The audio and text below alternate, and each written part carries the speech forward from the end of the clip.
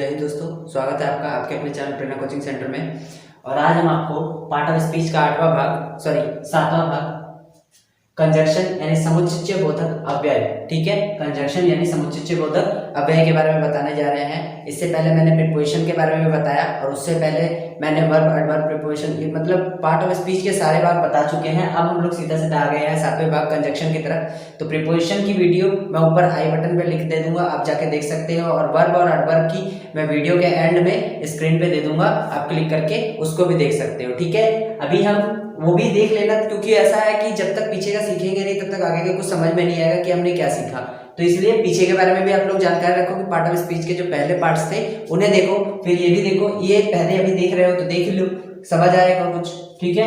तो हम लोग इसकी पहले डेफिनेशन को देख लेते हैं। A conjunction is a word used to join words, paras, classes और सेंटेंस टुगेदर। तो देखो पिछली बार में हमने पढ़ा था एक interjection a preposition of word used to join noun और प्रोनाउन, दो नाउन और प्रोनाउन को किसी अन्य वर्ड से, किसी अन्य शब्द से जोड़ता था। बट इसमें क्या है, शब्द में नहीं, उसमें शब्दों को जोड़ता था। इसमें क्या करता है, शब्दों को भी जोड़ता है, वाक्यों को भी जोड़ता है, वाक्यांशों को भी जोड़ता है और वाक्यों को भी जोड़ता है, ठीक है। यहाँ शब्द समूह मतलब दो पैराज, बड़े बड़े पैराज जो होते हैं, जैसे सेंटेंस लिखे जाते हैं, कोई किसी चीज के ऐसे लिख रहे हैं तो वहां पे दो अलग अलग पैरे बांट दिए जाते हैं। जैसे एक से हमने यहाँ से शुरू किया, आधा दूर तक लिखा, फिर डॉट देके नीचे से शुरू कर दिया, तो वो हमें पैराज बोलते हैं उनको, ठीक है। तो दो पैराज इन सबको क्या करते हैं, आपस में जोड़ते हैं। दो पैराज, दो सेंटेंस, इन सबको क्या करते हैं, आपस में जोड़ते हैं। तो वो हमारा क्या कहलाता है, कंजक्शन यानी समुच्चय बोधक अव्यय कहलाता है, ठीक है। इसकी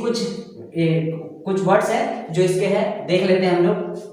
एंड, बट, और, because, therefore, although, though, yet, if, after, as if, so, since, for, both and, ठीक है। ये सारे कुछ वर्ड्स है, और भी कई बहुत सारे वर्ड है, जरूरी नहीं कि हम सारे लिख दें। ये ऐसे वर्ड है जो आपको जरूरी है, ठीक है।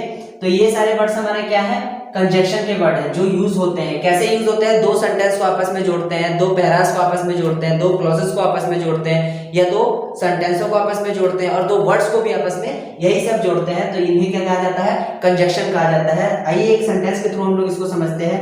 I know that he was innocent, मैं जानता था कि वह निर्दोष था, मैं जानता था कि वह निर्दोष था। तो यहाँ हमारा दो सेंटेंस था ना, मैं जानता हूँ, आई नो, ठीक है, मैं जानता हूँ, ही वाज इनोसेंट, दो सेंटेंस थे। दो सेंटेंस को बीच में किसने जोड़ दिया, दैट ने दोनों सेंटेंस को क्या किया, अरेंज कर दिया, यानी अपने आप जोड़ लिया, मर्ज करके जोड़ दिया। तो दैट हमारा क्या हो गया, कंजक्शन हो गया। अब हमने दैट को रिलेटिव प्रोनाउन में भी पढ़ा था, ठीक है, प्रोनाउन में पढ़ा था ना दैट, तो उसका अलग मीनिंग निकलता है, ठीक है। बट यहाँ पे जब दो सेंटेंसों को आपस में जोड़ा गया, वहां पे मैंने बताया था कि दैट का यूज कैसे किया जाता है, नाउन और प्रोनाउन के संबंध में, नाउन और प्रोनाउन का संबंध अपने आगे वाले वर्ड से करता है, ठीक है। बट यहाँ पे क्या है, दैट जो है दो सेंटेंस को आपस में जोड़ता है, इसलिए ये दैट कंजक्शन कहलाता है, ठीक है। तो यहाँ हमारा ये कंजक्शन क्लियर हो गया। कंजक्शन के जो काइंड्स है वो मैं आपको बता देता हूँ। कंजक्शन के दो काइंड्स होते हैं जिसके बारे में अभी हम बताने जा रहे हैं। तो ये हमारा कंजक्शन का डेफिनेशन क्लियर है, ठीक है। अब कंजक्शन के पार्ट्स कितने काइंड्स होते हैं वो जानते हैं, ठीक है। तो आइए कंजक्शन के बारे में जानते हैं कि कंजक्शन के कितने काइंड्स होते हैं। तो कंजक्शन के दो काइंड्स होते हैं। फर्स्ट होता है कोऑर्डिनेटिंग कंजक्शन और दूसरा होता है सबऑर्डिनेटिंग कंजक्शन, ठीक है। तो हम लोग ये दोनों को अलग अलग करके समझते हैं। पहले हम लोग समझते हैं कोऑर्डिनेटिंग कंजक्शन के बारे में। तो इसके कुछ एग्जांपल वर्ड्स दिए हैं मैंने, जो लिख दिए हैं यहाँ पे, एंड, बट, और, also, yet, still, too, as well as, otherwise, other और बोथ एंड, ठीक है। ये कुछ वर्ड्स है जो कि कोऑर्डिनेटिंग कंजक्शन के होते हैं।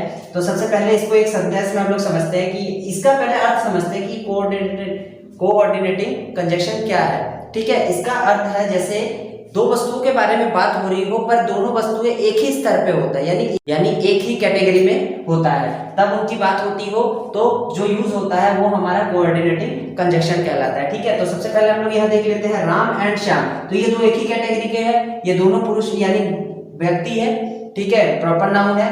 Ram and Shyam are friends. तो यहाँ पे क्या किया, एंड क्या है, एंड ने इन दोनों को आपस में जोड़ दिया, ठीक है। दो वर्ड्स राम और श्याम को, नाउनों को आपस में जोड़ा, तो एंड हमारा कौन सा कंजक्शन बन गया, कोऑर्डिनेटिंग कंजक्शन, यानी राम और श्याम के बारे में बात हो रही है, ठीक है। तो एंड हमारा क्या बन गया, कोऑर्डिनेटिंग कंजक्शन बन गया। इसके अलावा भी हम कई और सारे सेंटेंस लेके देख सकते हैं, ठीक है। प्लीज, जैसे एक सेंटेंस और ले लेते हैं हम लोग यहाँ पे, please give me your pen और बुक।